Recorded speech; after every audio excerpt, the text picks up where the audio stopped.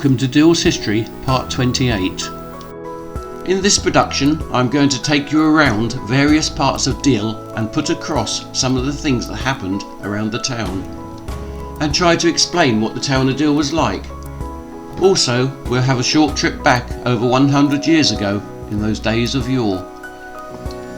Pictures will pass by randomly and won't be in conjunction with the story being told, as many pictures are required for a production and many of the era I will be talking about do not exist, and many I have used in previous productions of which I didn't want to repeat for lack of interest. However, that being apart, I hope you enjoy watching. Turning our clock back to the 1940s, we start our journey in Sandown Road, where my father owned a piece of land just to the south of Elga's Fish Factory. This land was struck by a bomb during the war on Friday, September the 1st, 1944, in the early hours of the morning, when heavy shelling was going on from both sides of the channel. At this period, my granta, Bob Scarden, resided here, and many years before it was used as a laundry, taking in the naval washing from the barracks. However, on this particular morning, the property here was hit by a missile and destroyed. It was recorded that at the time mentioned, the time-honoured drum with the inscription Scarden's North Deal Band, which was seen frequently in the streets of Deal at Christmas in days of peace, was salvaged from a shed on the opposite side of the road. The drum, being slightly damaged, was returned to Robert Scarden and continued to grace the streets after the war. Several shells fell on this day and many properties suffered damage. Although casualties were light, Deal House was badly damaged when one fell at the top of Clan William Road. A shell fell at the rear of the Antwerp Hotel, almost on the same spot where a bomb wrecked the Old Victory during the early part of the war.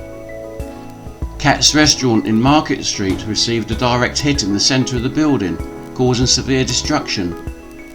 Another fell at 48 Sandown Road, where Mrs. White lived, and who was lucky at the time in a shelter, although her house and those either side of her were destroyed. Another shell fell in the field by the gasworks, causing damage to number 4 Westfield Cottages. Turning the clock back to the turn of the century, Scarden's land in Sandown Road, when I was a young'un, had in its grounds half a boat, upturned and made into a shed.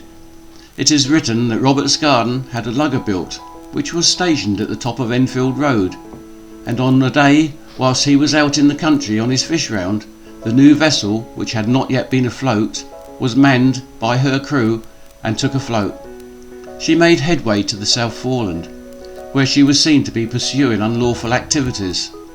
The Coast Guard sent some men out to find Bob Scarden and warn him that the customs at Dover had seen his lugger pursuing contraband off St Margaret's Bay, and to return home immediately. Bob was found, forewarned, and returning to the beach just after the excise men arrived. His lugger was impounded and hauled up the beach, where she was sawn into 2 halves, a common practice if you were caught smuggling. Half of this lugger was turned into a shed and located on his land in Sandown Road. That was the last of Bob Scarden's lugger, named the Straightforward, a very expensive episode, and still in the grounds of Sandown Road when I was a young'un.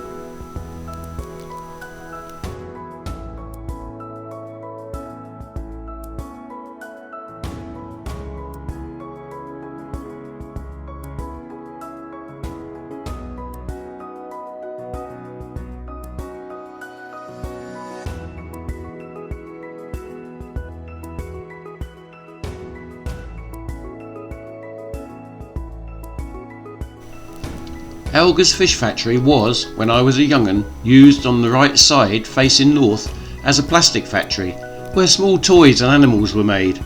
There were always plenty of seconds to pick up which they used to discard into the old salting pits. On the opposite side of the road the buildings were used as an ironworks, with much work and machinery and lots going on there. The evacuation of Dunkirk saw several boats from Deal rendering their services. These were the motorboats owned by Harry Meekins, who sent 2 boats, the Lady Hague and Lady Beatty, George Riley's boat, the Gypsy King, Freddie Upton's boat, the Rose Marie, Robert's boat, the Golden Spray, She was disabled when the wash from a destroyer swamped her. The motorboat Moss Rose belonging to Adams and the Britannic H&J Budd's boat were reported missing. Harry Meakin's boat, the Lady Hague, took heavy damage to her hull and the engine was put out of commission. Of the 10 boats that left Deal Beach, 3 went missing and were lost. 2 of the ship's lifeboats from the Dunbar Castle that was wrecked on the Goodwin Sands also took part in the evacuation.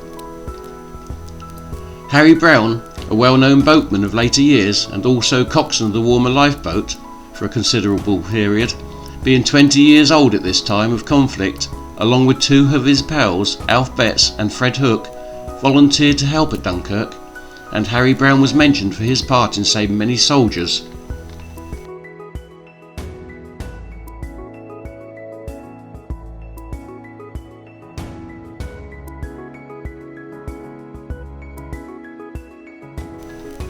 Another note of service by Dill boatmen was in 1799, when 40 Dill luggers were offered for service to the King. 5,000 troops were embarked from Dill Beach and carried to Helder across the North Sea in appalling weather conditions and landed without any mishap. No payment was asked for and no reward was taken, although the King offered money to the Dill boatmen.